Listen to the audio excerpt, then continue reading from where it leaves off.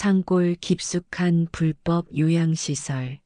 윤희가 건물 안에서 들려오는 소리에 귀를 기울였다. 엄마, 혹시 엄마인가요? 윤희가 작은 소리로 불러봤다. 윤희야, 윤희야, 틀림없는 어머니의 약한 목소리가 들려왔다. 윤희야, 여기서 나가고 싶어. 쇠침대에 묶인 말순이 울먹였다. 한 달 만에 찾은 어머니, 윤희는 눈물을 쏟으며 어머니를 꼭 안았다. 이야기가 시작되기 전 구독과 좋아요를 꼭 눌러주세요. 황혼사 연극장 영상을 만드는 큰 힘이 됩니다. 서울 외곽의 낡은 아파트 단지. 오후 4시에 햇살이 베란다로 스며들고 있습니다. 정윤이는 회계장부를 정리하며 한숨을 내쉬었습니다. 오늘도 숫자들과 씨름하느라 어깨가 뻐근했죠. 중소기업 회계사로 일한 지 벌써 15년째. 매일 반복되는 일상이지만 그래도 이 집을 지켜나가려면 포기할 수 없는 일이었습니다. 거실에서는 남편 이강호가 휠체어에 앉아 텔레비전을 보고 있었습니다. 3년 전 교통사고로 하반신을 다친 후 강호는 예전에 활발했던 모습을 완전히 잃어버렸습니다. 한때는 건설 현장에서 일하며 가정을 책임졌던 남자였는데 이제는 윤희의 손길 없이는 하루도 살아갈 수 없는 몸이 되었죠. 여보, 물 좀 갖다 줘. 강호의 목소리가 작게 들려왔습니다. 윤희는 자리에서 일어나 물컵을 들고 남편에게 다가갔습니다. 강호의 손은 떨렸고 물컵을 제대로 잡지 못해 물이 바닥에 떨어졌습니다. 아이고, 괜찮아요. 다시 따라 드릴게요. 그때 안방에서 이상한 소리가 들려왔습니다. 윤희는 급히 방으로 향했습니다. 친정어머니 오말순이 이불을 뒤적이며 무언가를 찾고 있었습니다. 엄마, 뭘 찾으세요? 내 지갑이 어디 갔지? 분명히 여기 뒀는데. 말순은 당황스러운 표정으로 이불 아래를 뒤지고 있었습니다. 윤희는 말순의 손을 잡고 진정시켰습니다. 어머니의 치매 증상이 점점 심해지고 있었습니다. 처음에는 가끔 깜빠먹는 정도였는데 요즘에는 하루에도 몇 번씩 같은 말을 반복하거나 엉뚱한 곳에서 물건을 찾곤 했습니다. 엄마, 지갑은 제가 안전한 곳에 보관하고 있어요. 필요하시면 언제든 말씀하세요. 그래, 그럼 됐다. 말수는 금세 안심한 듯 미소를 지었습니다. 현관문이 열리는 소리가 들렸습니다. 며느리 송민정이 직장에서 돌아온 것 같았습니다. 민정은 은행에서 근무하며 바쁜 일상을 보내고 있었습니다. 결혼한 지 5년째지만 아직 윤희와는 어색한 사이였죠. 어머님 다녀왔습니다. 민정의 목소리에는 피로가 묻어났습니다. 응, 고생했어요. 저녁은 곧 차려드릴게요. 민정은 거실을 지나가며 강호에게 인사를 건넸지만 시선은 안방 쪽으로 향했습니다. 말순이 복도를 왔다 갔다 하며 중얼거리는 모습이 보였기 때문입니다. 할머니, 오늘은 어떠셨어요? 민정이 윤희에게 물었습니다. 그냥 평소와 비슷해요. 조금 헷갈려 하시긴 하지만 민정은 고개를 끄덕였지만 표정은 밝지 않았습니다. 사실 민정에게 말순의 존재는 부담스러운 일이었습니다. 맞벌이로도 빠듯한 생활비에 할머니 병원비까지 추가되고 있었고 집안 분위기도 예전 같지 않았습니다. 저녁 준비를 하던 윤희는 화장실에서 이상한 냄새가 나는 것을 느꼈습니다. 문을 열어보니 말순이 바지에 실수를 한 채 당황해하고 있었습니다. 엄마, 괜찮아요. 제가 씻겨드릴게요. 윤희는 어머니를 부축해서 욕실로 데려갔습니다. 말순을 씻기고 깨끗한 옷으로 갈아입히는데 1시간이 걸렸습니다. 그 사이 민정이 거실에서 남편과 무언가 이야기를 나누고 있었는데 목소리가 점점 높아지는 것 같았습니다. 이 집에 사람 하나 더 있는 게 왜 이리 답답하지? 민정의 말이 부엌까지 들려왔습니다. 윤희는 가슴이 철렁했습니다. 민정이 어머니를 부담스러워한다는 것을 모르는 바는 아니었지만 이렇게 직접적으로 표현하는 것은 처음이었습니다. 강호가 뭐라고 대답하는지는 들리지 않았지만 그의 침묵이 더 무겁게 느껴졌습니다. 윤희는 어머니를 안방에 모시고 나서 주방으로 돌아왔습니다. 저녁상을 차리면서 윤희는 생각에 잠겼습니다. 나라도 아니면 엄마 어디 가서 지낼 때가 있나? 형제들은 모두 자신의 일로 바쁘다며 어머니 돌봄을 윤희에게 맡겨버렸습니다. 오남매 중 막내딸인 윤희가 부모님을 모시는 것이 당연하다는 시기였죠. 식사 시간이 되었지만 분위기는 무거웠습니다. 말수는 숟가락질이 서툴러져서 국물을 흘렸고 민정은 한숨만 내쉬었습니다. 강호는 묵묵히 식사를 했지만 평소보다 말이 없었습니다. 할머니, 천천히 드세요. 윤희가 말순의 등을 토닥이며 말했습니다. 고마워, 우리 딸. 말순은 미소를 지었지만 젓가락질은 여전히 어색했습니다. 민정이 갑자기 젓가락을 내려놓았습니다. 어머님, 저 먼저 들어가 보겠습니다. 내일 일찍 나가야 해서요. 아, 그래요. 푹 쉬어요. 민정이 자리를 뜬 후 식탁은 더욱 조용해졌습니다. 윤희는 어머니와 남편을 번갈아 돌보며 저녁을 마쳤습니다. 설거지를 하면서도 마음은 편치 않았습니다. 밤이 깊어갈수록 집안의 긴장감은 더해만 갔습니다. 윤희는 이 평온해 보이는 일상 속에 균열이 생기고 있다는 것을 느꼈지만 아직은 그것이 얼마나 큰 파국으로 이어질지 알지 못했습니다. 일주일이 지나면서 집안 분위기는 더욱 무거워졌습니다. 민정은 윤희와 마주치는 것을 피하듯 일찍 출근하고 늦게 들어왔고 강호는 평소보다 말수가 줄었습니다. 말순의 치매 증상은 날이 갈수록 심해져서 밤중에 일어나 집안을 돌아다니거나 엉뚱한 곳에서 물건을 찾는 일이 잦아졌습니다. 어느 목요일 오후 윤희가 회사에서 돌아오니 집안이 뒤죽박죽이었습니다. 말순이 서랍이라는 서랍을 모두 뒤져놓고 거실 바닥에 앉아 울고 있었습니다. 엄마, 무슨 일이세요? 내 반지. 시어머니가 주신 반지가 없어졌어. 도둑이 들었나 봐. 말수는 눈물을 흘리며 윤희의 손을 붙잡았습니다.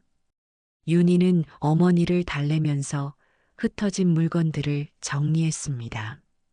그 시어머니 반지는 이미 10년 전에 잃어버린 것이었는데 요즘 들어 말수는 자꾸 그 반지를 찾고 있었습니다. 치매로 인해 과거와 현재가 뒤섞이고 있는 것이었죠. 그날 저녁 민정이 평소보다 일찍 들어왔습니다. 표정이 심각해 보였습니다. 어머님, 잠깐 말씀드릴 게 있어요. 윤희는 설거지하던 손을 멈추고 민정을 바라봤습니다. 민정은 잠시 망설이더니 입을 열었습니다. 요양원 얘기인데요. 제가 알아본 곳이 있어요. 요양원이요? 윤희의 목소리가 떨렸습니다. 더샵 시니어 케어 요양원이에요.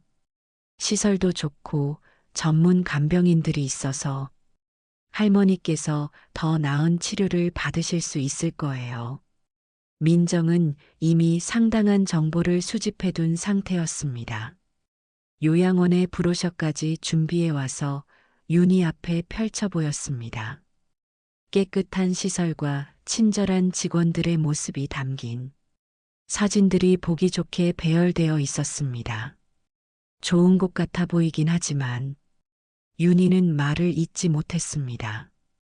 어머님, 솔직히 저도 스트레스 받고 애도 무서워해요. 어젯밤에도 할머니께서 밤중에 일어나서 현관문을 열려고 하시지 않았어요? 아이가 그 모습을 보고 얼마나 놀랐는지 몰라요. 민정의 말에 윤희는 할 말을 잃었습니다. 실제로 말수는 며칠 전부터 밤중에 집을 나가려고 하는 행동을 보였습니다. 치매 환자들에게 나타나는 배회 증상이었죠. 민정아, 그래도 엄마인데. 좋은데니까요.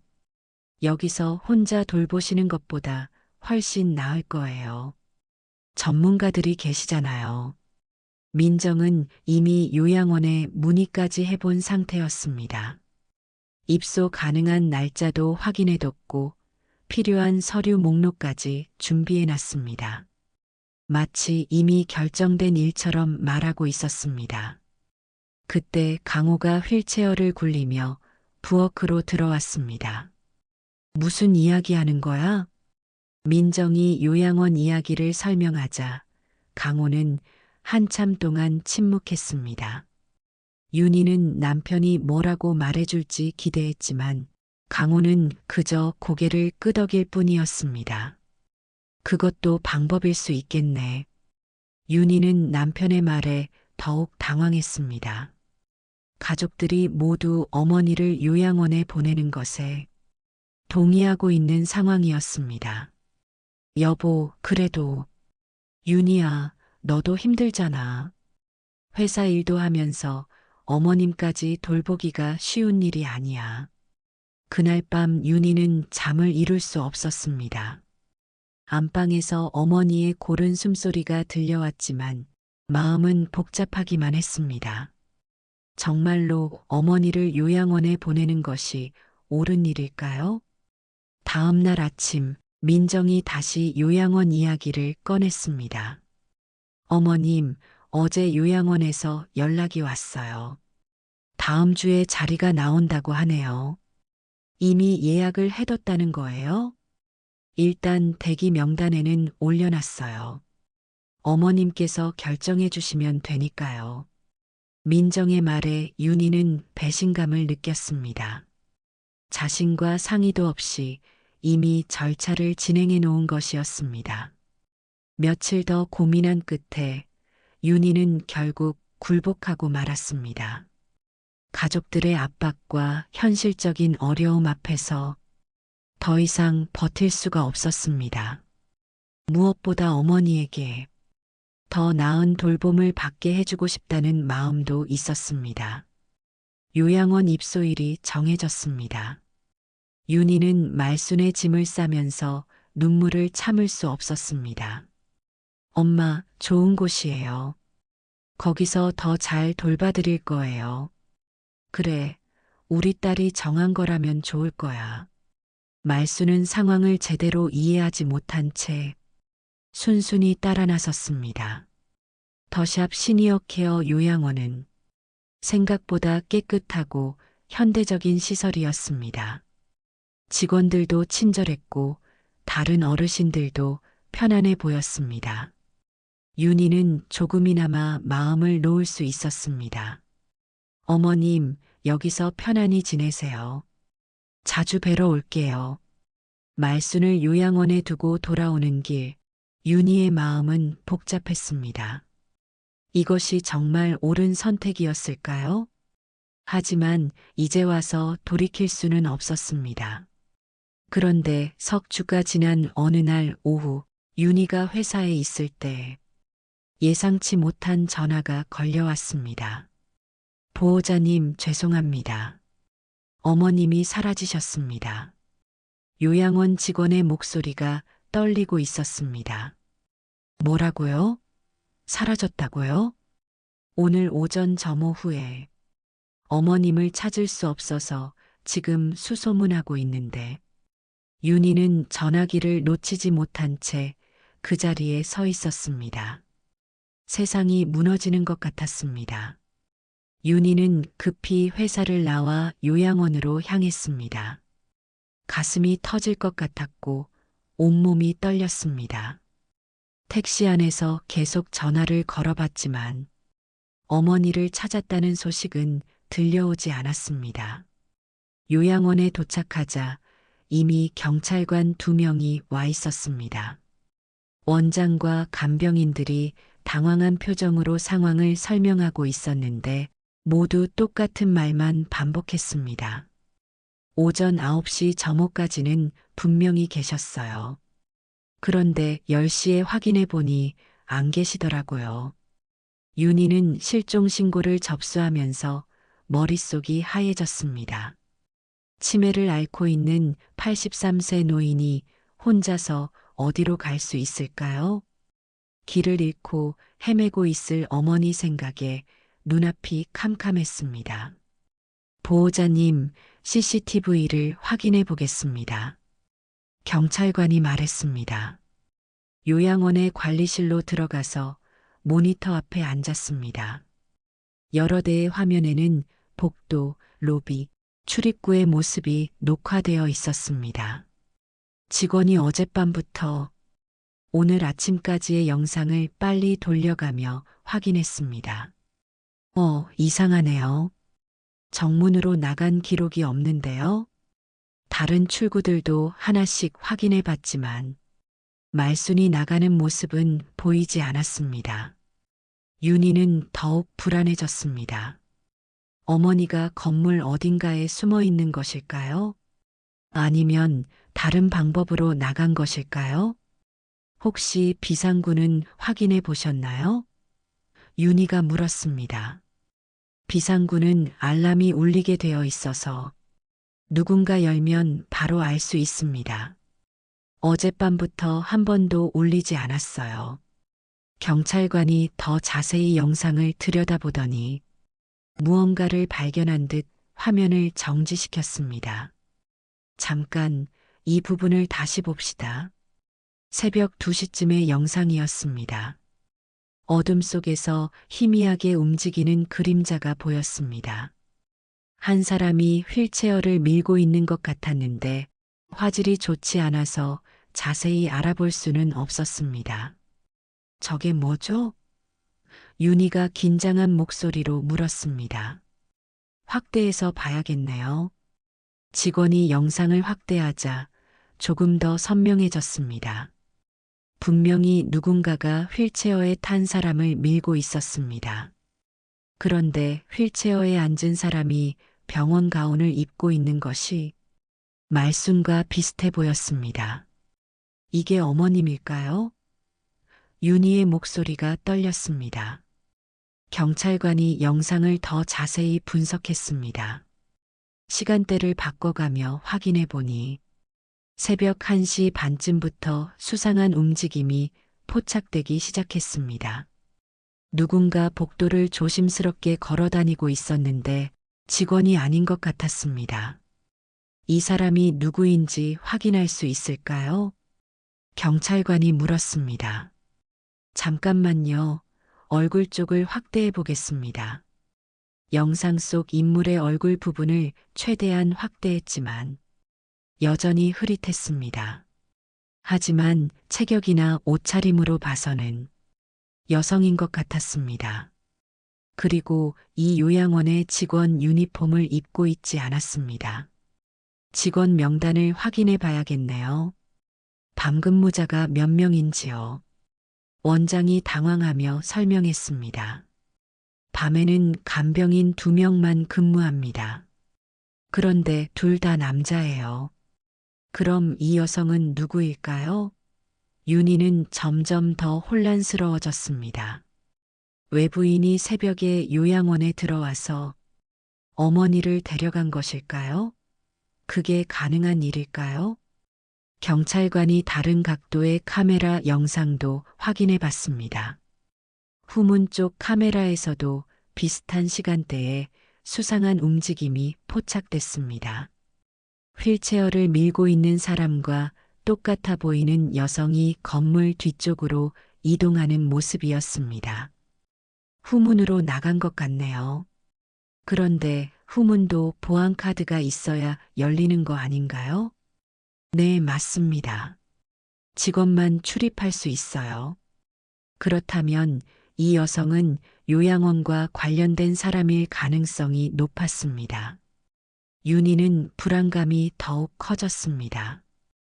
혹시 전직 직원 중에 누가 있을까요?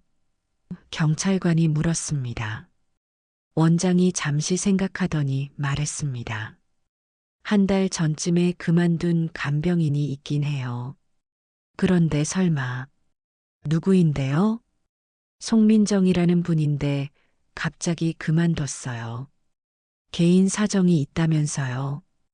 윤희는 그 이름을 듣는 순간 온몸에 소름이 돋았습니다. 송민정은 자신의 며느리 이름과 똑같았습니다. 설마 같은 사람일 리는 없겠지만 이상한 우연이었습니다. 그 사람 사진이나 정보가 있나요? 인사기록에 있을 거예요. 직원이 컴퓨터를 뒤져서 퇴직한 직원의 인사카드를 찾아냈습니다. 윤희는 그 사진을 보는 순간 숨이 턱 막혔습니다. 화면 속에는 자신의 며느리 민정의 얼굴이 있었습니다.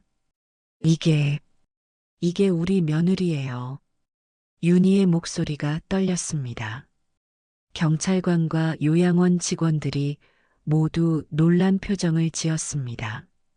보호자의 며느리가 이 요양원의 전직 직원이었다는 사실은 너무나 충격적이었습니다.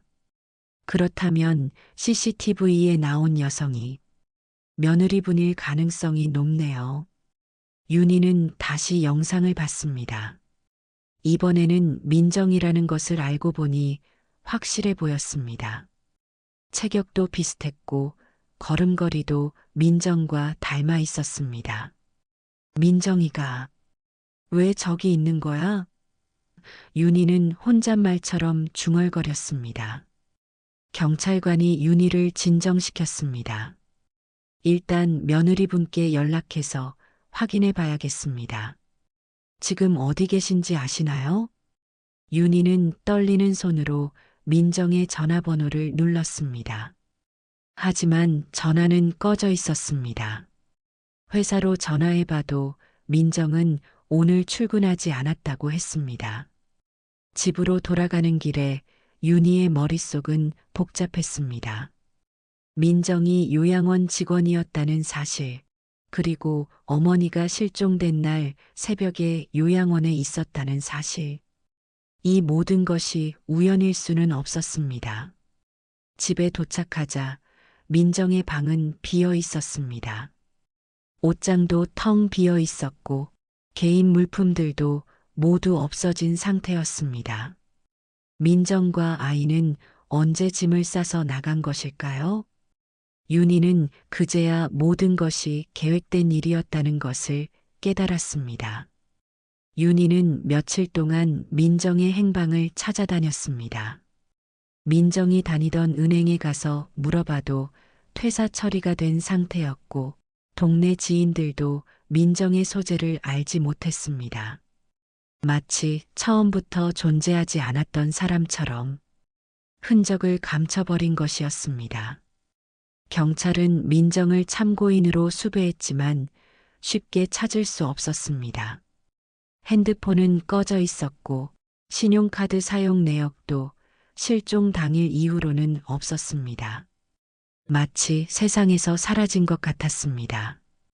윤희는 민정의 방을 다시 한번 꼼꼼히 뒤져봤습니다. 그러다가 서랍 깊숙한 곳에서 작은 수첩 하나를 발견했습니다.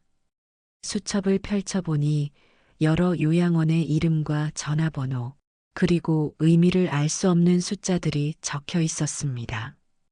더샵 시니어 케어 마이너스 김과장 마이너스 300, 햇살 요양원 마이너스 박원장 마이너스 250, 평화의 집 마이너스 이팀장 마이너스 280, 이 숫자들이 무엇을 의미하는지 윤희는 알 수 없었지만 분명히 중요한 단서가 될 것 같았습니다.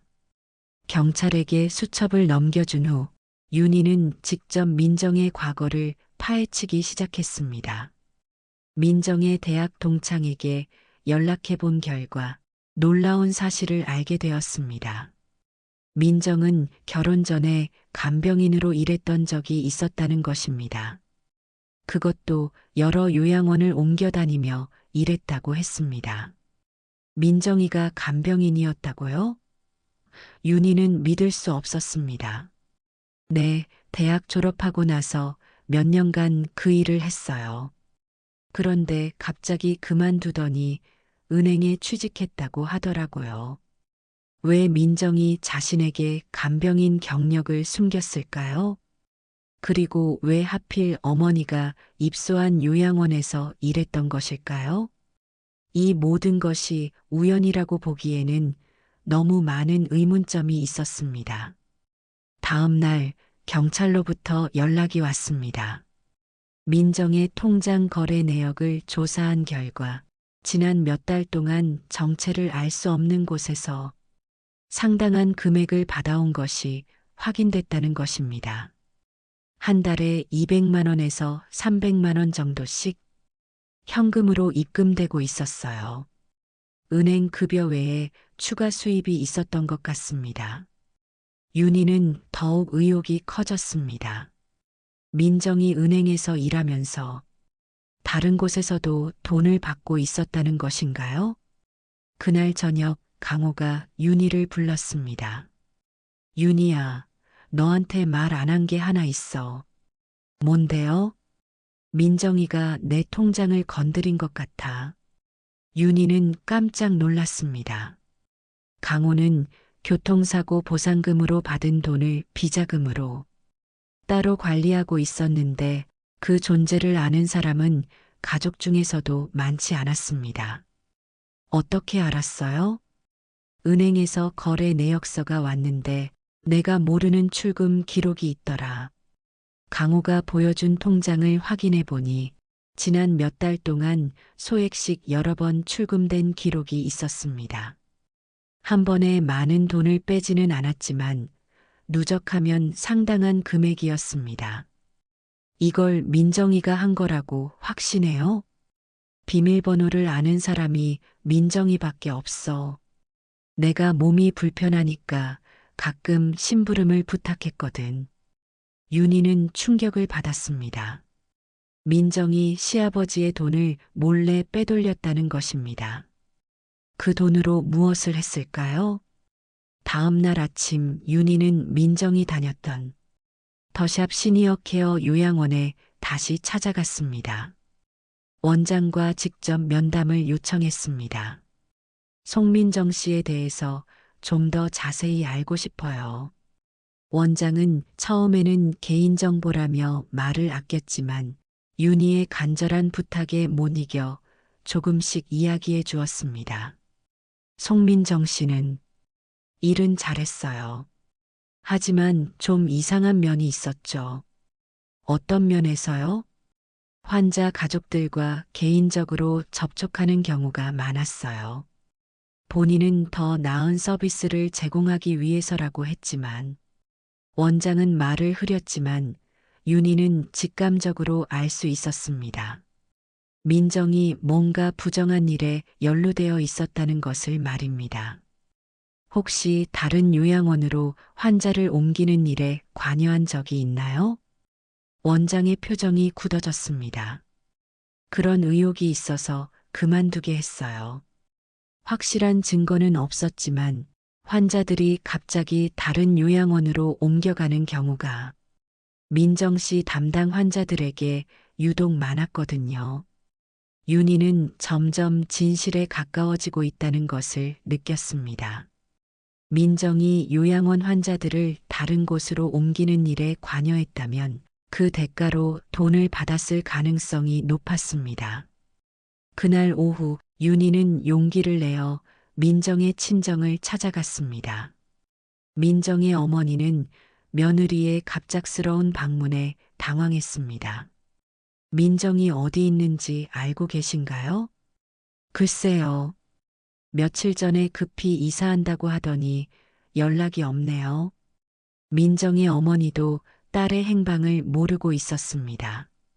하지만 대화 중에 중요한 정보를 얻을 수 있었습니다. 민정이가 요즘 돈이 많이 생겼다고 하더라고요. 은행 일만으로는 벌 수 없는 돈이라면서 부업을 한다고 했어요. 어떤 부업이요? 자세히는 안 알려줬는데 노인 돌봄 관련된 일이라고 하더라고요.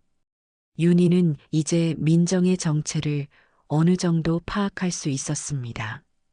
민정은 요양원에서 일하면서 환자들을 다른 시설로 옮기는 브로커 역할을 했던 것 같았습니다. 그리고 그 과정에서 상당한 돈을 벌었던 것입니다. 집으로 돌아와서 윤희는 강호에게 모든 것을 털어놨습니다. 여보, 민정이는 처음부터 우리를 속였어요. 엄마를 그 요양원에 보낸 것도 다 계획이었던 것 같아요. 강호도 충격을 받았지만 이미 일어난 일을 되돌릴 수는 없었습니다. 그럼 어머님은 지금 어디 계신 거야? 그게 가장 걱정이에요. 민정이가 엄마를 어디로 데려간 걸까요? 윤희는 어머니가 무사하기만을 바라며 밤잠을 이룰 수 없었습니다. 민정의 이중 생활이 드러났지만 정작 중요한 것은 어머니의 행방이었습니다. 한 달이 지났지만 말순의 행방은 여전히 오리무중이었습니다. 경찰의 수색도 별다른 성과를 거두지 못했고 민정의 소재도 파악되지 않았습니다. 윤희는 매일 실종자 찾기 전단지를 들고 동네를 돌아다녔지만 어머니를 본 사람은 아무도 없었습니다. 그런데 더 큰 충격이 기다리고 있었습니다. 은행에서 연락이 와서 강호의 계좌를 확인해 보니 비자금 통장의 돈이 거의 다 사라져 있었습니다. 2천만 원이 넘는 돈이 조금씩 나누어서 인출된 것이었습니다. 여보, 이게 다 없어졌어요. 윤희는 통장을 보며 절망했습니다. 강호도 믿을 수 없다는 표정이었습니다. 그 돈은 교통사고 후 힘든 생활에 대비해서 모아둔 것이었는데 민정이 몰래 빼간 것이었습니다. 민정이 그 돈으로 뭘 했을까? 분명히 어머님과 관련된 일에 쓴 것 같아요. 윤희의 추측이 맞았습니다. 민정은 그 돈을 이용해서 말순을 다른 곳으로 옮기는데 필요한 비용을 댔을 가능성이 높았습니다. 하지만 정확히 어디로 옮겼는지는 알 수 없었습니다. 며칠 후 윤희에게 더 큰 시련이 찾아왔습니다. 민정이 집을 나간 후 혼자 남게 된 강호가 갑자기 쓰러진 것입니다. 오랫동안 누적된 스트레스와 충격으로 인한 것이었습니다. 병원에 입원한 강호는 의식을 잃었다 깨었다를 반복했습니다. 의사는 심각한 상태라고 했지만 윤희는 병원비 걱정까지 해야 했습니다. 비자금마저 사라진 상황에서 감당하기 어려운 의료비였습니다. 이럴 때 민정이라도 있으면 윤희는 혼잣말로 중얼거렸습니다. 아이러니하게도 모든 일의 원인 제공자인 민정을 그리워하고 있는 자신이 한심했습니다. 하지만 현실적으로 혼자서 모든 것을 감당하기에는 너무 벅찼습니다. 병원에서 며칠을 보내던 어느 날 간병인이 윤희에게 다가왔습니다.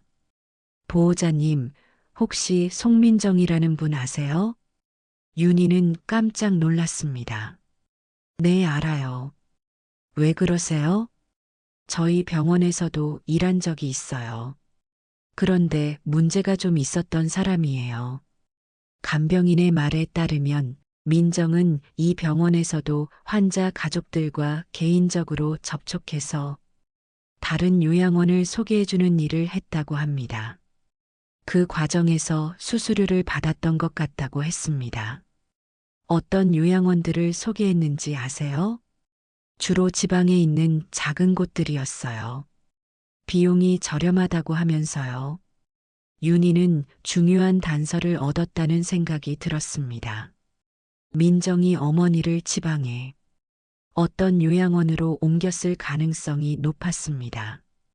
그날 밤 윤희는 집에 돌아와서 민정이 남긴 수첩을 다시 자세히 살펴봤습니다.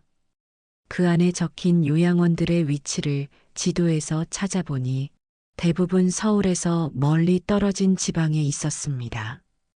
특히 충북 단양, 강원도 홍천, 경북 안동 등 접근이 어려운 산간 지역에 위치한 곳들이 많았습니다. 이런 곳들은 감시의 눈이 닿지 않아서 불법적인 일들이 벌어지기 쉬웠습니다.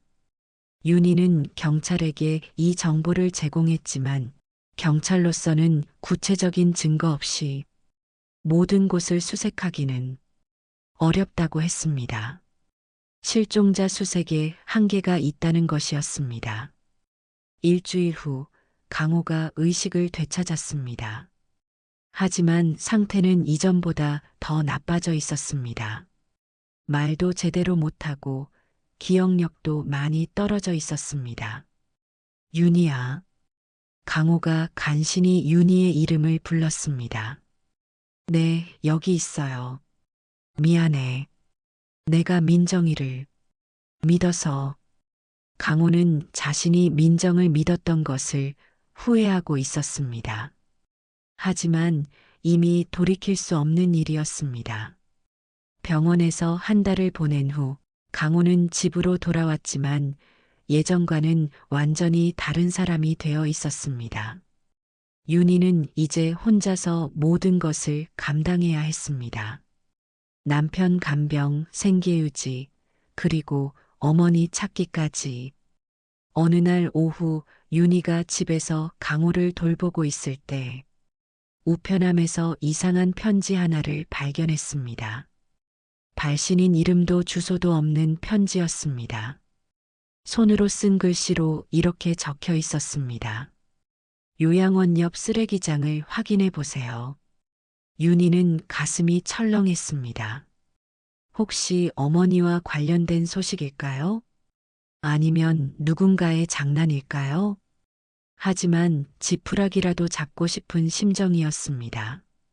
다음 날 아침 윤희는 더샵 시니어 케어 요양원 주변을 찾아갔습니다. 건물 뒤편에 쓰레기장이 있었는데 평소에는 신경 쓰지 않았던 곳이었습니다. 쓰레기통들을 하나씩 뒤져보니 한 구석에서 이상한 것을 발견했습니다. 천조각이 쓰레기 봉투에 걸려 있었는데 자세히 보니 어머니가 입던 셔츠의 일부분이었습니다. 이게 엄마 옷이에요. 윤희는 그 천조각을 들고 눈물을 흘렸습니다. 어머니가 이곳에 있었다는 증거였습니다. 하지만 지금은 어디에 있는 것일까요? 천조각에는 핏자국도 보였습니다. 어머니가 다쳤을 가능성도 있었습니다. 윤희는 더욱 불안해졌습니다. 경찰에게 천조각을 넘겨준 후 윤희는 다시 한번 수첩을 들여다봤습니다. 분명히 이 안에 어머니의 행방을 알 수 있는 단서가 있을 것입니다. 그날 밤 윤희는 혼자 집에 앉아서 생각했습니다. 엄마도 잃고 남편도 이 집안도 믿을 놈이 없구나. 모든 것이 무너져 내리는 것 같았습니다. 하지만 포기할 수는 없었습니다. 어머니는 어딘가에서 윤희를 기다리고 있을 것입니다. 반드시 찾아야 했습니다. 그 순간 윤희는 결심했습니다. 경찰의 도움을 기다리지 말고 직접 나서서 어머니를 찾겠다고. 민정이 남긴 수첩의 요양원들을 하나씩 찾아다니면서라도 어머니의 행방을 밝혀내겠다고 말입니다. 윤희는 민정의 수첩에 적힌 요양원들을 하나씩 찾아다니기 시작했습니다. 강호는 이웃에게 부탁해서 돌봐달라고 하고 휴가를 내어 직접 발품을 팔았습니다. 첫 번째로 찾아간 곳은 경기도 외곽의 작은 요양원이었습니다. 오말순이라는 분 계신가요? 윤희가 원장에게 물었습니다. 그런 분은 없는데요. 하지만 윤희는 포기하지 않고 직원들에게도 물어봤습니다. 그중 한 간병인이 조심스럽게 다가왔습니다. 혹시 송민정이라는 분과 관련 있으신가요? 네, 맞아요. 아세요? 그분이 가끔 여기 와서 환자들을 데려가곤 했어요. 더 좋은 곳으로 옮겨준다면서요. 드디어 민정의 발자취를 찾았습니다. 간병인은 민정이 환자들을 데려갈 때마다 상당한 돈을 받았다고 증언했습니다. 어디로 데려갔는지 아세요? 정확히는 모르지만 충북 쪽이라고 들었어요. 윤희는 다음 목적지를 충북으로 정했습니다. 수첩에 적힌 단양 지역의 요양원들을 찾아가기로 했습니다. 충북행 버스를 타면서 윤희는 불안했습니다. 정말 어머니를 찾을 수 있을까요? 혹시 너무 늦은 것은 아닐까요? 온갖 걱정이 머릿속을 스쳐갔습니다. 단양에 도착해서 첫 번째 요양원을 찾았지만 역시 소득이 없었습니다. 두 번째, 세 번째도 마찬가지였습니다. 해가 지고 있었지만 윤희는 포기할 수 없었습니다. 마지막으로 찾아간 곳은 산골 마을에 있는 작은 요양원이었습니다. 평화의 집이라는 간판이 걸려 있었지만 건물은 낡고 을씨년스러웠습니다. 안녕하세요. 오말순이라는 분 혹시 계신가요? 접수 직원이 당황하는 기색을 보였습니다. 잠깐만요. 원장님께 여쭤보겠습니다. 원장이 나왔는데 표정이 좋지 않았습니다. 그런 분은 여기 안 계신데요. 왜 찾으시는 거죠? 윤희는 민정 이야기를 꺼냈습니다. 그러자 원장의 얼굴이 굳어졌습니다. 송민정이요? 그 사람과는 더 이상 거래 안 합니다. 거래라는 표현에 윤희는 직감했습니다. 이곳에서 뭔가 이상한 일이 벌어지고 있다는 것을 말입니다. 무슨 거래요? 아, 그게 아니라. 원장이 말을 바꿨지만 이미 늦었습니다. 윤희가 더 추궁하려던 순간 누군가 뒤에서 윤희를 불렀습니다. 혹시 오말순 할머니 따님이세요? 돌아보니 청소부 복장을 한 중년 여성이 서 있었습니다.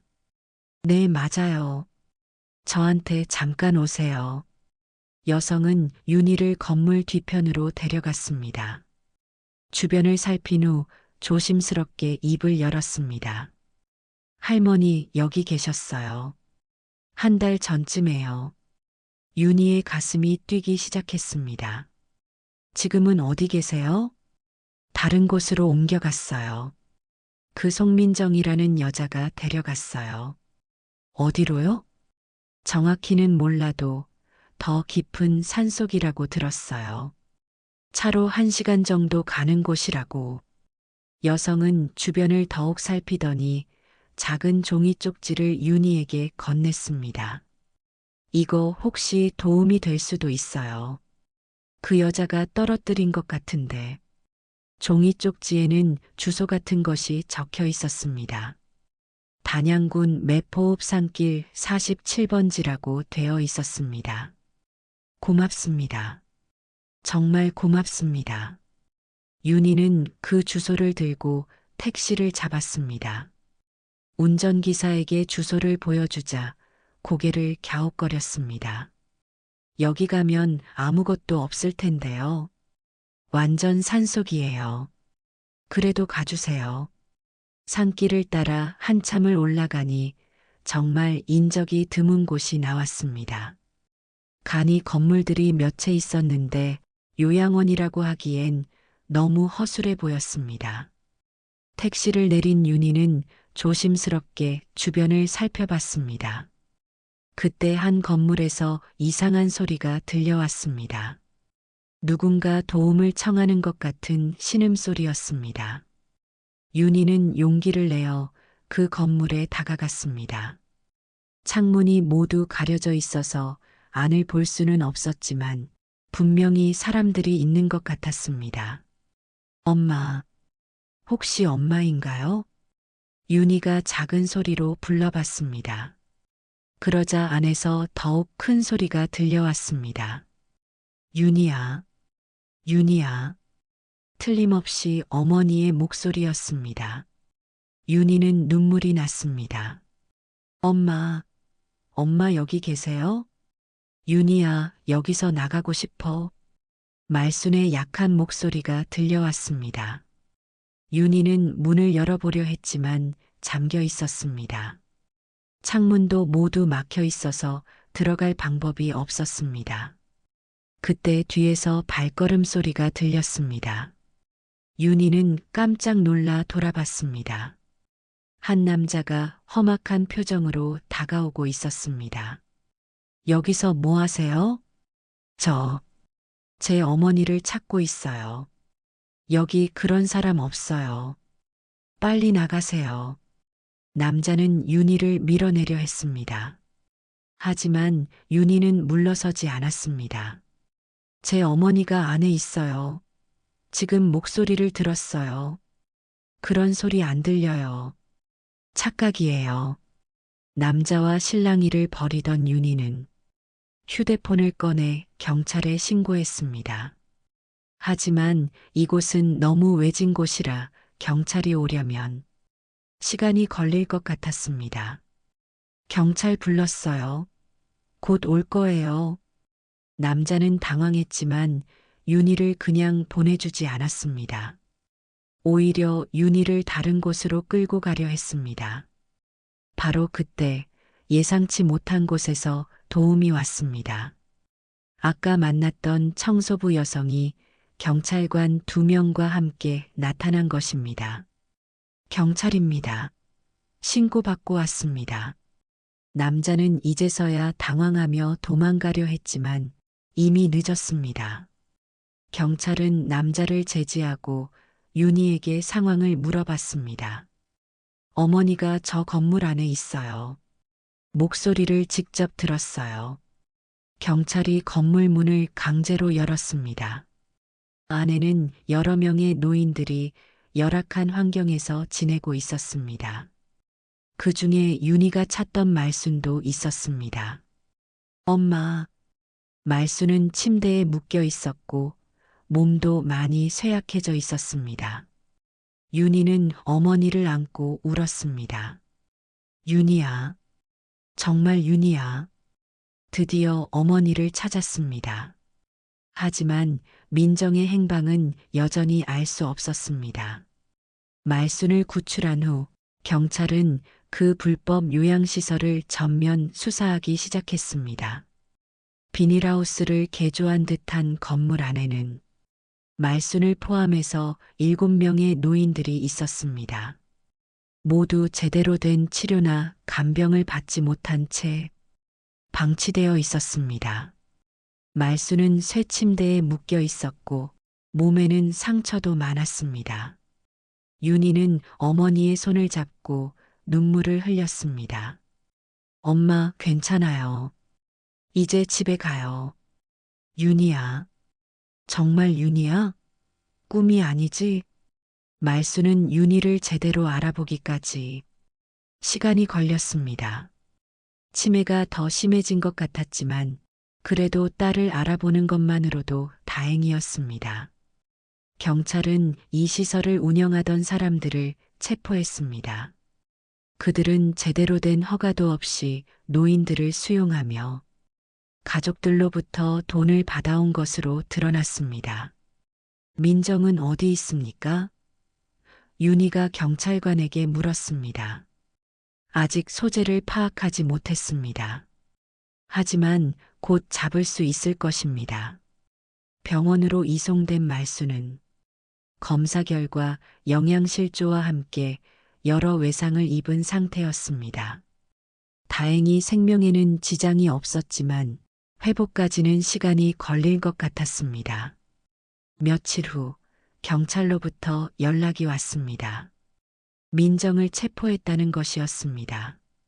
민정은 인천 근처의 모텔에 숨어 있다가 잡혔다고 했습니다. 윤희는 경찰서로 향했습니다. 조사실에서 민정과 마주쳤을 때의 심정은 복잡했습니다. 한때는 가족이라고 생각했던 사람이 어머니를 그런 곳에 팔아넘겼다는 사실이 믿어지지 않았습니다. 민정은 윤희를 보자 고개를 숙였습니다. 예전에 당당했던 모습은 온데간데 없고 초라한 모습이었습니다. 왜 그랬어요? 윤희가 떨리는 목소리로 물었습니다. 민정은 한참 동안 입을 열지 않았습니다.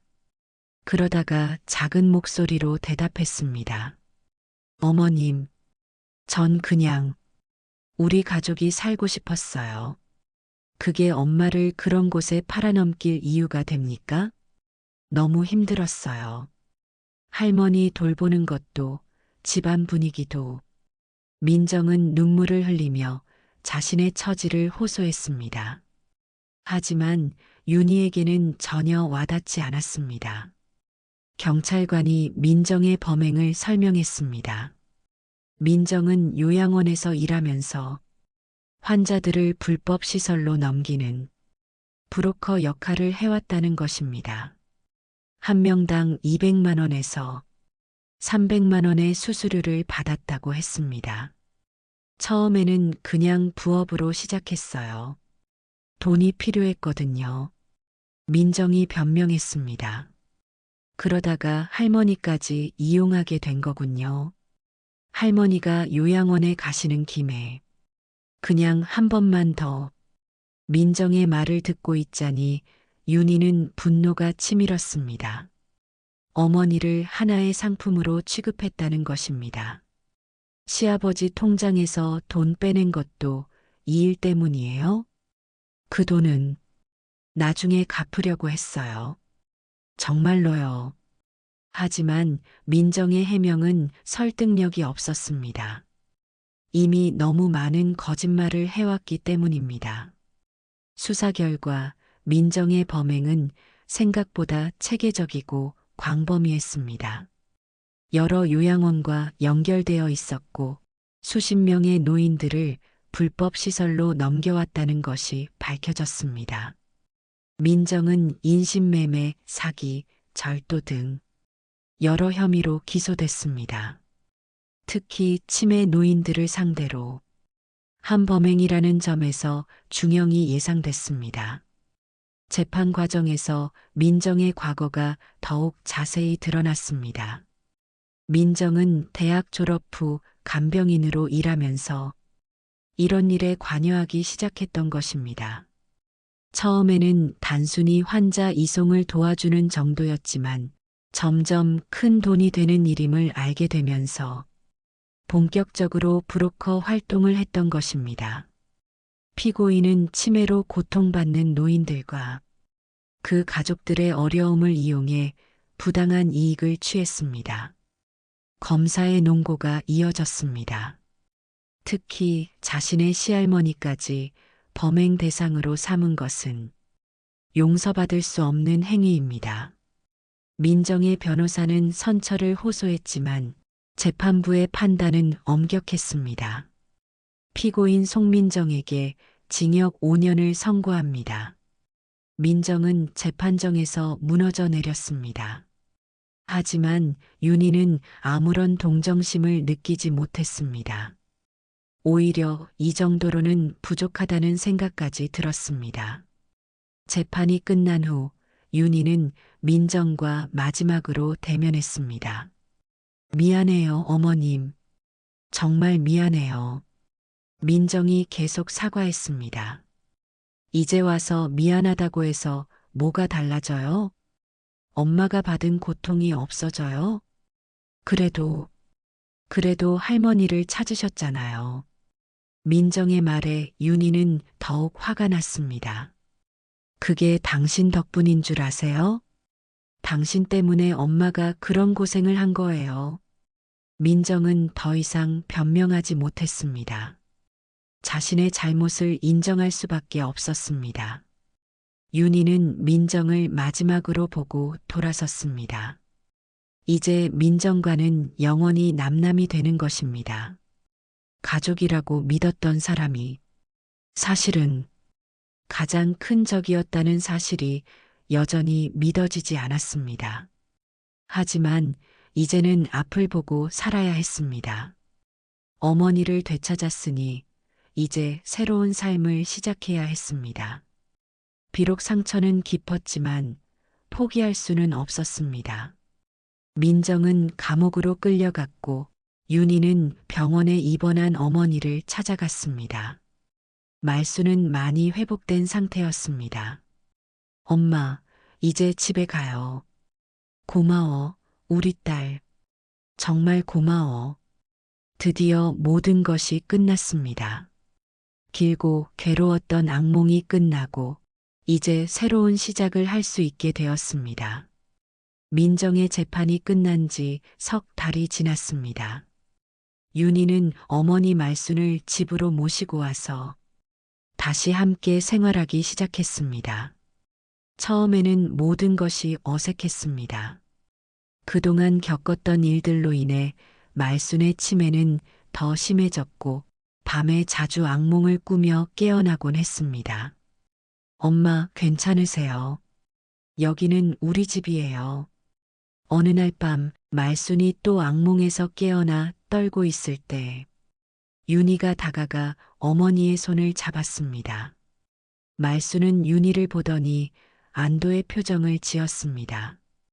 윤희야, 정말 집이야? 네, 엄마. 우리 집이에요. 이제 안전해요. 말순을 돌보는 일은 쉽지 않았습니다. 하지만 윤희는 포기하지 않았습니다. 그 끔찍했던 요양시설에서 어머니를 구해낸 이상 끝까지 책임지고 돌보겠다는 각오였습니다. 강호는 여전히 몸이 불편했지만 예전보다는 많이 나아졌습니다. 말순이 집에 돌아온 후 오히려 강호의 상태도 좋아지는 것 같았습니다. 가족이 함께 있다는 것만으로도 큰 위안이 되는 것 같았습니다. 여보, 내가 어머님 돌보는 거 도와줄게. 강호는 휠체어에 앉은 채로도 할 수 있는 일들을 찾아서 도와주었습니다. 말순의 식사를 챙겨주거나 함께 텔레비전을 보며 이야기를 나누는 것 등 작은 일들이었지만 윤희에게는 큰 도움이 되었습니다. 시간이 지나면서 윤희는 새로운 일을 시작했습니다. 지역 복지센터에서 노인 돌봄 자원봉사를 하기 시작한 것입니다. 자신이 겪었던 경험을 바탕으로 다른 가족들에게 도움을 주고 싶었습니다. 안녕하세요. 저는 정윤희입니다. 복지센터에서 처음 자원봉사를 시작하던 날, 윤희는 긴장했습니다. 하지만 곧 다른 자원봉사자들과 어울리게 되었고 보람을 느끼기 시작했습니다. 윤희가 담당하게 된 것은 치매 환자 가족들을 위한 상담과 지원 업무였습니다. 자신과 비슷한 처지의 가족들을 만나면서 윤희는 자신의 경험이 다른 사람들에게 도움이 될 수 있다는 것을 깨달았습니다. 저희 어머니도 치매가 심해져서 어떻게 해야 할지 모르겠어요. 어느 날 50대 남성이 윤희를 찾아와 상담을 요청했습니다. 그의 이야기를 듣다 보니 윤희 자신의 과거 모습이 떠올랐습니다. 요양원을 보내는 것도 고려해보고 계신가요? 네, 하지만 엄마를 혼자 두고 갈 생각을 하면 윤희는 그에게 자신의 경험담을 들려주었습니다. 물론 민정의 일까지 자세히 말하지는 않았지만 요양원을 선택할 때 주의해야 할 점들을 알려주었습니다. 가장 중요한 건 직접 가서 확인하는 거예요. 그리고 정기적으로 방문해서 어르신 상태를 확인하셔야 해요. 윤희의 조언은 많은 가족들에게 도움이 되었습니다. 복지센터에서도 윤희의 활동을 높이 평가했고 점점 더 많은 업무를 맡기게 되었습니다. 한편 집에서는 말순이 조금씩 안정을 되찾아가고 있었습니다. 치매 증상은 여전했지만 집이라는 안전한 공간에서 가족들과 함께 지내면서 심리적으로 많이 안정되었습니다. 윤희야, 고마워. 어느 날 저녁 말순이 윤희에게 말했습니다. 평소보다 또렷한 목소리였습니다. 뭐가 고마우세요, 엄마? 나를 버리지 않아서. 말순의 말에 윤희는 눈물이 났습니다. 어머니도 그동안 얼마나 불안하고 무서웠을까 하는 생각이 들었습니다. 엄마, 제가 어떻게 엄마를 버려요? 엄마는 제가 지켜드릴게요. 윤희는 어머니의 손을 꼭 잡았습니다. 그 손은 예전보다 많이 마르고 주름졌지만 여전히 따뜻했습니다. 계절이 바뀌고 윤희의 새로운 일상이 자리 잡아갔습니다. 아침에 일어나서 어머니와 남편을 돌보고 오후에는 복지센터에서 자원봉사를 하고 저녁에는 가족과 함께 시간을 보내는 것이 일과가 되었습니다. 힘든 일도 많았지만 윤희는 이전보다 훨씬 충실한 삶을 살고 있다는 느낌이었습니다. 무엇보다 자신이 다른 사람들에게 도움이 되고 있다는 것이 큰 보람이었습니다. 민정에 대한 분노와 상처도 시간이 지나면서 조금씩 아물어갔습니다. 물론 완전히 잊을 수는 없었지만 그 일로 인해 평생을 괴로워할 필요는 없다고 생각했습니다. 어느 일요일 오후 윤희는 말순과 강호와 함께 아파트 앞 공원을 산책했습니다. 말순은 휠체어에 앉아 있었고 강호도 전동 휠체어로 함께 했습니다. 날씨가 참 좋네요. 윤희가 말했습니다. 그러게, 이렇게 함께 있으니까 좋다. 강호가 대답했습니다. 말순은 말은 하지 않았지만 표정이 평온해 보였습니다. 따뜻한 햇살을 받으며 가족과 함께하는 시간이 소중했습니다. 윤희는 생각했습니다. 엄마는 버려진 게 아니었어. 나도 끝난 게 아니었어. 우린 서로에게 다시 시작이 될 수 있어. 그동안 겪었던 모든 고통과 시련들이 헛되지 않았다는 생각이 들었습니다. 오히려 그 경험들이 윤희를 더 강하게 만들어 주었고 다른 사람들을 도울 수 있는 능력을 주었습니다. 복지센터에서 만나는 가족들 중에는 윤희처럼 어려운 상황에 처한 사람들이 많았습니다. 그들에게 윤희의 이야기는 희망의 메시지가 되었습니다. 아무리 어려운 상황이라도 포기하지 않으면 길이 있다는 것을 보여주었습니다. 해가 지고 있었습니다. 윤희는 어머니와 남편과 함께 집으로 돌아갔습니다. 오늘도 평범하지만 소중한 하루였습니다. 그날 밤 윤희는 일기를 썼습니다. 오늘도 엄마와 함께 보낸 소중한 하루였다. 앞으로도 엄마가 편안하게 지낼 수 있도록 최선을 다하자. 윤희의 새로운 삶이 시작되었습니다. 이제는 과거의 상처에 얽매이지 않고 현재를 살아가며 미래의 희망을 품고 있었습니다. 그리고 그 희망은 다른 많은 가족들에게도 전해지고 있었습니다.